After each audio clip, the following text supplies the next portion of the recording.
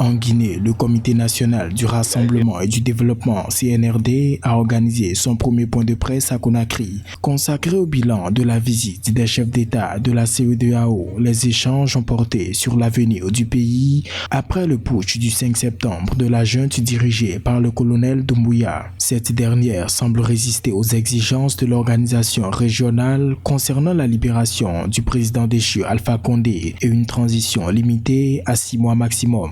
Ensuite, les nouvelles autorités ont mis en place un compte communiqué indiquant qu'ils prenaient acte de ce communiqué-là et surtout, ils pensaient que la volonté du peuple était supérieure à la volonté de la CEDEAO. Et je pense qu'au-delà de ça, il faut être prudent avec les nouvelles autorités car un délai de 6 mois, bien sûr, est assez court, mais il faudrait mettre à pression afin qu'il y ait des élections qui soient organisées afin de légitimer vraiment les nouvelles autorités en place. Rappelant être dans une logique de concertation nationale pour tracer les grandes lignes de la transition que conduira un futur gouvernement d'union nationale, le CNRD affirme que seul le peuple souverain de Guinée décidera de son destin. Rappelons que l'organisation ouest-africaine a décidé de sanctions ciblées à l'encontre des responsables de la junte. Notamment l'organisation des élections dans un délai de 6 mois et aussi une interdiction de voyager pour les membres du CNRD, en plus du gel de leur avoir. Je pense que le CNRD a pris acte de cette décision et surtout invite que la volonté du peuple est supérieure à la volonté